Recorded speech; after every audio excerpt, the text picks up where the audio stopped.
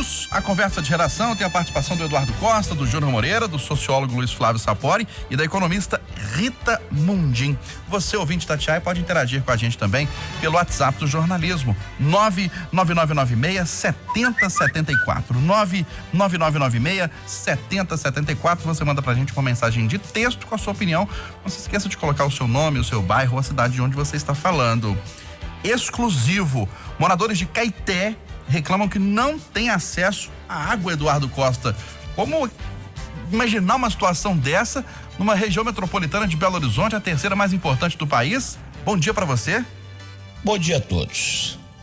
Olha, esse é o perigo, né? Do saneamento básico privatizado, como vem aí. Outro dia nós elogiamos.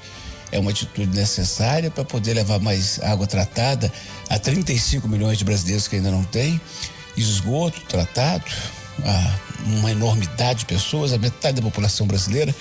Agora, o que é privado, amigo, é isso. Ou paga ou não tem.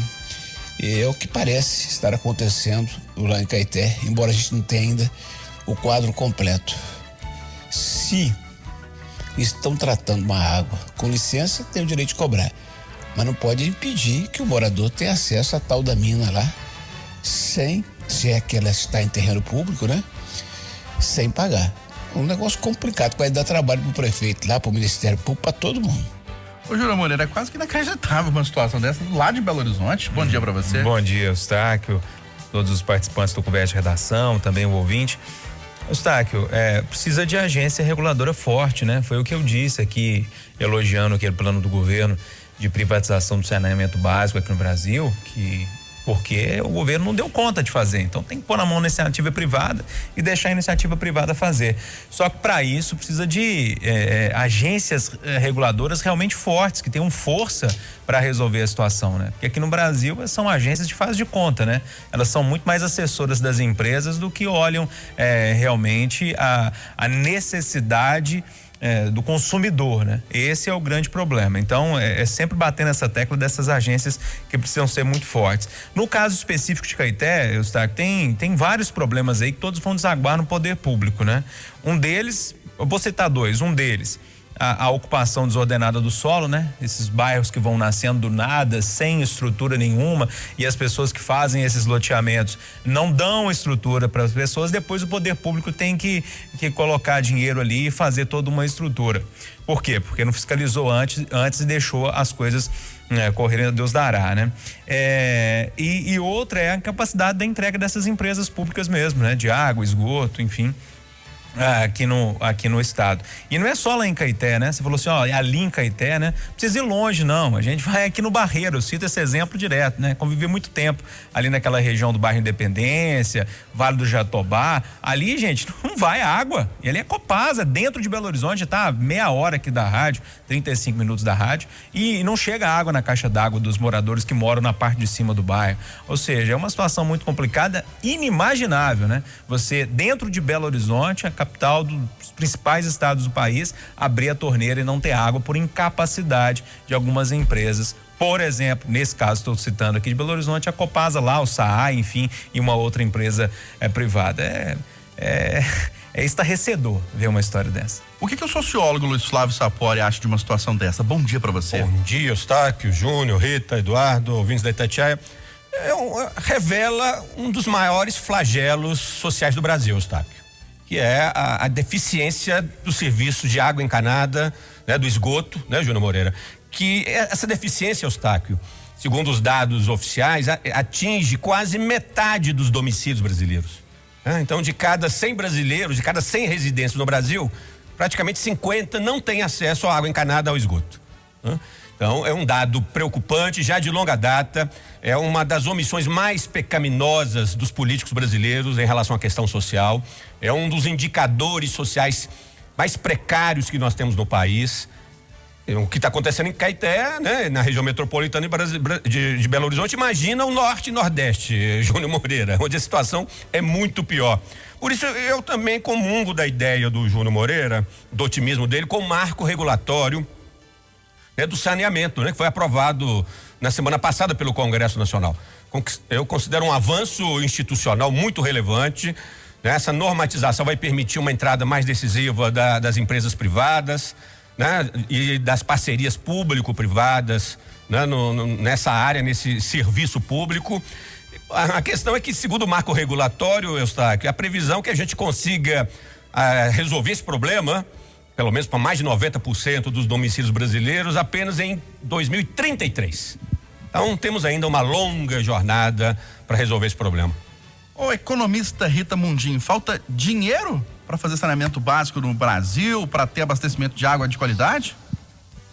Olha, já faltou dinheiro, já faltou vontade política, já faltou fiscalização, já faltou um monte de coisa que continua faltando. Mas agora existe uma vontade política. A equipe econômica do Paulo Guedes e o próprio ministro Paulo Guedes, eles falam que o S do BNDES vai ser de saneamento. Tamanha é a necessidade e a importância do saneamento básico para o Brasil mudar de patamar, da gente ter um pouquinho mais de gostinho do desenvolvimento. Quer dizer, a gente está no século passado em muitas coisas, e a principal delas é o saneamento, porque a falta de saneamento ela faz com que a qualidade de vida do cidadão brasileiro seja muito pior. E como o Sapori acabou de falar, os números são horrorosos, né? 50% da população não tem acesso ao esgotamento, né? O esgotamento, eu acredito que seja mais do que 50%. E a água encanada. E quando a gente vê essa urbanização do Brasil, eu acho que nas regiões metropolitanas o problema ainda é muito mais intenso, por causa da qualidade da água em função do esgoto a céu aberto. Então você chega em São Paulo, Belo Horizonte, quem não tem água, quem não tem esgoto, o pessoal com fossa, é uma promiscuidade, é você convivendo com o esgoto, você morando com o esgoto passando atrás da sua casa ou na frente da sua porta. Então é um problema gravíssimo, é um problema que vem histórico também. Nós estamos cheios de problema histórico, porque não havia vontade política, nunca houve, de resolver problemas estruturais. Então eu acredito que está havendo essa vontade, e um dos pilares da retomada do crescimento econômico será o investimento em saneamento, em parcerias público-privadas. Tomara que esse discurso da equipe econômica se transforme em realidade nesse segundo semestre que virá, e já que o marco já foi aprovado, né? Então vamos aos investimentos e à solução do problema. Eduardo Costa, entregadores de comida protestam hoje em Belo Horizonte. O serviço ganhou muita força nesse momento de pandemia, isolamento social. Olha, a precariedade do trabalho dos entregadores, ela é visível. Pessoal dos aplicativos, mas essa pedra está cantada há mais tempo. É a chamada precarização do trabalho. Sem qualquer vínculo empregatício, sem férias, 13º, sem lugar para fazer xixi, cocô. É o seguinte, pega aqui, vai lá, entrega e leva um. E aí o ganho é cada vez maior para quem tem um aplicativo, o ganho é cada vez maior para quem é o atravessador. É quem não põe a mão para fazer a comida e quem não corre o risco para entregar. E se tá ruim hoje, imagina quando voltarmos ao novo normal, que tivermos um trânsito mais complexo e esses acidentes com bicicletas e motos forem ainda mais frequentes. E quem devia estar reclamando também não são apenas esses trabalhadores que estão expostos a todos os perigos. É o Estado, é o caixa da Prefeitura, do Governo do Estado, da União, o nosso imposto, porque é muito acidente, é muita gente no 8º, no 9º andar do João 23, com sequelas graves, e a gente pagando a conta. É isso.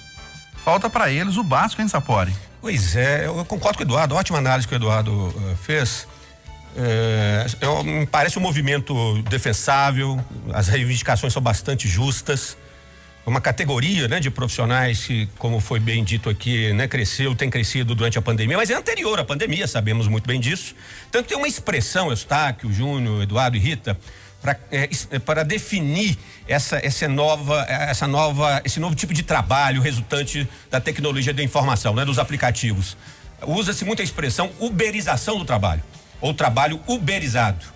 Essa expressão tem sido usada por pesquisadores brasileiros, pesquisadores internacionais, E a expressão uberização vem de Uber mesmo, porque o aplicativo Uber é o símbolo, é o ícone maior dessa modalidade de trabalho, onde o prestador do serviço, né, o entregador de comida, o motorista, ele tem autonomia, ele não tem um vínculo de CLT, né, com o empregador, com a empresa, e a empresa tem uma relação direta com o seu cliente, através da tecnologia, através da internet.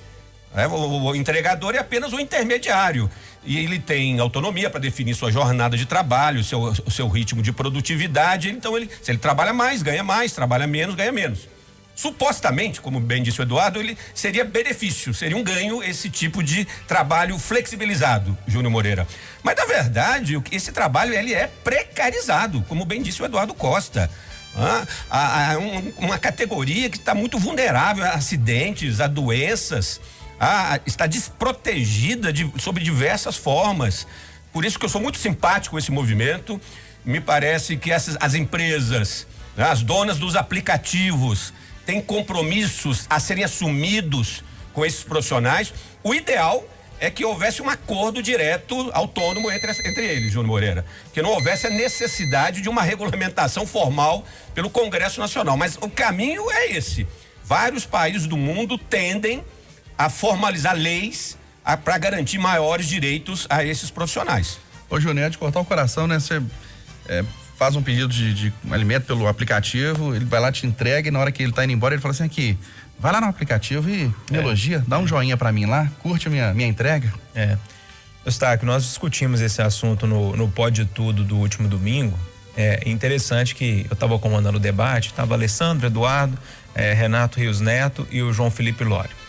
E na hora que terminou, assim, todo mundo falou, e enfim, mais ou menos o que a gente está falando aqui, ficou um clima ruim.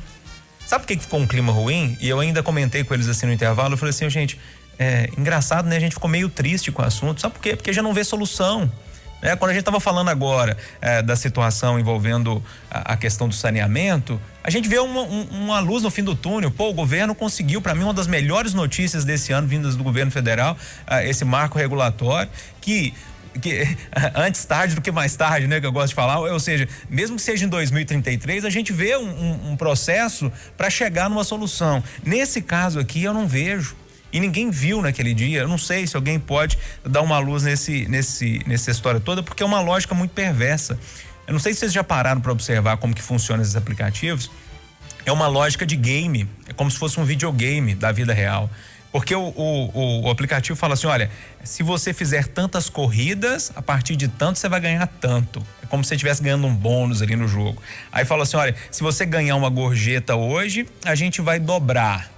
Sabe, aquilo vai mexendo com o cérebro da pessoa e mexe em qualquer instância, só que mexe com o cérebro de uma pessoa que já está complicada, que já perdeu o emprego, está ali porque não tem outra situação para fazer, está correndo atrás do dinheirinho para levar o pão de cada dia para casa. E um problema ainda maior que no futuro, por isso que eu falo que eu não vejo muita solução, esses entregadores são passageiros. O Uber, essas empresas não querem de forma alguma ter pessoas nesse processo. Haja vista carro que anda sozinho lá nos Estados Unidos, que o Uber está testando, entrega por drone, ou seja, essa gama de funcionários agora, de trabalhadores, é passageira, porque só porque agora está precisando, mas o Uber, essas empresas não querem, seja qual empresa for, qual aplicativo for, porque agora tem de faxina, tem de entrega por moto, tem de tudo, né? Nesse sentido todo. Eu vi um filme, Flávio Sapori, que inclusive dá o nome exatamente desse nome que ganhou agora. Uberização chama Uberização do Trabalho. O nome do filme, inclusive. Está disponível no YouTube, acho que se alguém tiver interesse, é bom dar uma olhadinha. E o filme começa com uma pergunta que me deixou ainda mais angustiado.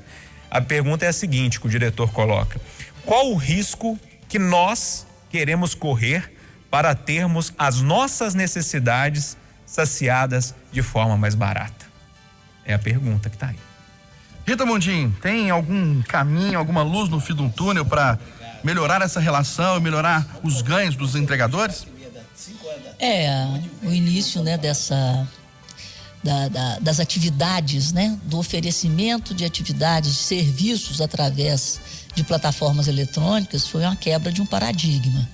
E isso aí tá igual o corona, né? Cada hora o vírus toma uma forma, a gente aprende alguma coisa. E como o Júnior estava falando, naquela época da bolha nos Estados Unidos, das empresas .com, eu não me lembro, eu tive lá na Califórnia e não me lembro o nome do palestrante, mas ficou marcado que ele disse, falou, tem uma ideia e mate o intermediário, que você fica rico. Então, o que está havendo é isso, né? A cada dia, as plataformas, elas se tornam mais diretas, né? Entre o produtor, ou o ofertador do serviço, e o usuário. E os intermediários que ainda permanecem, a tendência é que eles sejam realmente passageiros. Então, isso marcou. E é isso que a gente está assistindo, é isso. Então, a intermediação, ela está desaparecendo, né?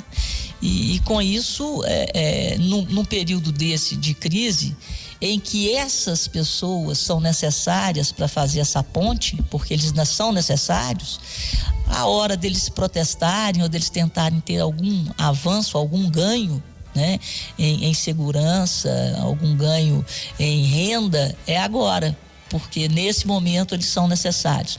Mas o futuro, ele é muito incerto e desafiador mesmo para essas categorias. Luiz Flávio Sapori, com quase 60 mil mortos e mais de 1 milhão de infectados por Covid-19, o Brasil proíbe a entrada de estrangeiros. Irônico. Para não dizer cômico, né? Na verdade, o governo devia proibir a brasileiro de ir para o exterior, né? Não de estrangeiros de virem para o Brasil. Nós nos tornamos um país propulsor do vírus, né? Nós nos tornamos um ponto nevrálgico, né? Um ponto quente de propagação da pandemia. Segundo a ONU, essa semana a ONU, né, alguns dirigentes da ONU fizeram declarações muito duras em relação aos países que estão, né, simbolizando o fracasso no enfrentamento da pandemia, e fomos colocados nesse rol, Eustáquio. Estamos ao lado dos Estados Unidos, né? Que hoje a Itatiaia mostrou no jornal situação completamente fora do controle, mas nós estamos sendo seguidos por Belarus, né? Como queira, Tanzânia, Burundi, Nicarágua. Olha que beleza. Estamos nesse grupo seleto de países considerado pela ONU como símbolos do fracasso no enfrentamento da pandemia. E nós estamos proibindo o estrangeiro de vir para cá, né? Na verdade, o mundo não quer brasileiros. É isso que, na verdade, vamos falar a verdade, é isso que está acontecendo. Vai acontecer até o final do ano, até a vacina. Teremos muita dificuldade de viajar para o exterior até que a vacina esteja massificada, né? Infelizmente. Eduardo, o Brasil está no caminho errado no combate à Covid-19? Ô amigo, no combate ao Covid, aí a conversa dura 5 dias. Mas sobre essa decisão, eu sempre acreditei que o princípio básico da diplomacia, da relação entre países e entre pessoas, é a reciprocidade. É a reciprocidade. Uma vez, a minha mais velha tinha uns 10 anos, eu falei com ela e com a mãe que tudo na vida é uma troca. As duas ficaram bravas comigo uma semana. Com o tempo elas estão concordando que não é simples assim, mas até afeto. Você dá afeto para quem te dá afeto. Com o tempo você cansa. Se hoje nós não podemos ir para os Estados Unidos, não podemos ir para o reino, lá para a Europa, porque eles não querem brasileiro por causa da ameaça da doença. Reciprocidade, não venham para cá também. Eu não acho absurdo, não. Se você não quer que eu vou na sua casa, eu não quero que você venha na minha, estamos combinados. Quando acabar a pandemia, você será muito bem recebido, viu, Eduardo? Eu tô doido para ir de novo lá em Manhattan. Era. Ô Rita Mundim, tá certo o Brasil em proibir a entrada de estrangeiros? Concordo com o Eduardo Costa. E ontem na lista da União Europeia, o único país latino-americano que pode entrar na zona do euro, aliás, os únicos cidadãos, né, de países latinos são os uruguaios. Então é reciprocidade, é por aí mesmo. Ô Júnior, o José Batista de Betim tá dizendo que a proibição tinha que ter sido antes do carnaval, tá atribuindo a entrada de estrangeiros aqui no Brasil a propagação do vírus. Esse argumento do carnaval está sendo muito usado nas redes sociais, né, Eustáquio? Mas a gente tem que tomar muito cuidado quando a gente usa um argumento com o contexto que a gente tem agora, né? Com tanta informação que a gente tem agora, a gente olha para trás e fala assim, poxa, talvez o carnaval não deveria ter acontecido. Mas lá naquela época, né? Se tem gente brigando com o fechamento da cidade agora, imagina lá, né? Então, assim, não é bem por aí não, mas é um argumento que está sendo usado muito nas redes sociais. Mas só para arrematar isso tudo, eu concordo muito com o Sapori, né? Não muda nada essa decisão, né? Ninguém tá querendo vir para cá não, gente, infelizmente, essa é a verdade. Ô Rita Mundinho, o governo federal prepara uma proposta para unificar o Bolsa Família. Trata-se de um novo programa chamado de Renda Brasil, que terá de ser avaliado pelo Congresso Nacional. Lembrando que o Bolsa Família, quando foi criado, foi também uma junção de outros programas sociais. Eu acho muito boa essa ideia, continuo aqui elogiando o governo pela velocidade e pela qualidade que eles estão implementando nesse cadastro social que está sendo criado, a velocidade que as fraudes existem muitas, mas estão sendo apuradas, estão sendo sanadas, e eu acho que nós teremos um cadastro, uma base para fazer as melhores políticas públicas da história, com base nessas informações e nesses dados que foram apurados, dado a esse cadastro das pessoas dos invisíveis, né, dos mais fragilizados, da renda família, aí junta todo mundo, e aí eu acho que temos uma base de dados muito boa para executarmos, planejarmos e executarmos políticas públicas. Júnior Moreira. Eustáquio, o tão criticado Bolsa Família com uma nova roupagem. É basicamente isso. E tem que dar parabéns pro governo. Não tem outro caminho, não, gente.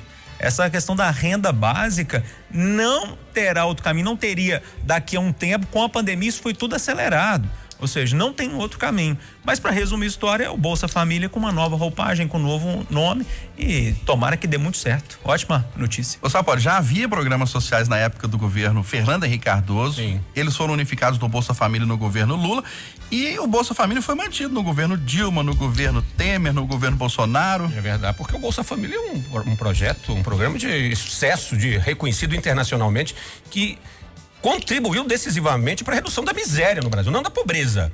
Não é um programa para aumentar o poder de consumo das famílias, né, da classe D para a classe C, mas é da classe E para a classe D, né, em alguma medida.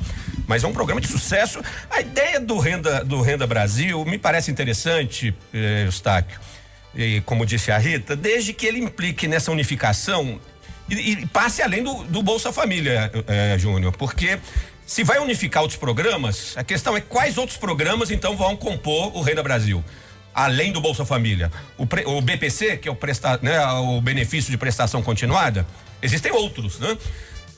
Faz sentido, desde que, conforme você bem disse, João Moreira, eu assino embaixo o seu argumento, desde que se implante no Brasil a renda básica universal, né? Essa é uma ideia que está crescendo mundo afora. Vários países do mundo estão discutindo essa possibilidade de ter um valor mensal depositado na conta dos adultos, né, da população, que tem uma renda familiar per capita específica, né? Que estão ali não só na miséria, mas que estão no patamar de pobreza. No Brasil hoje, isso deve estar no patamar de renda familiar per capita entre R$400 e R$500 mês. Então, se essa Renda Brasil significar um plus, né, um valor adicional, Eustáquio, para as famílias, para os adultos brasileiros que estão nessa renda familiar, né, chegando aí talvez a 800, 900, R$1.000 per capita mês, pode significar uma grande revolução social no país. Então, nós temos uma oportunidade histórica de enfrentar de maneira decisiva a desigualdade social.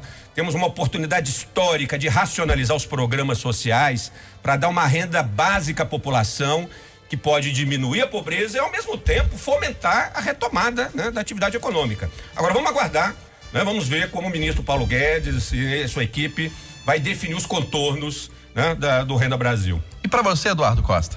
Olha, temos unanimidade na mesa, viu, Eustáquio? Eu penso do mesmo jeito. Agora, eu nunca gostei do PT, mas eu gosto muito de alguns petistas.